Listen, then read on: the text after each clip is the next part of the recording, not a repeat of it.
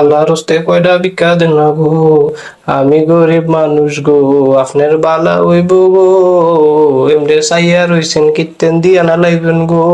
মাফ করেন গো, আমার তে নাই গো, অন্যখানে দেখেন গো।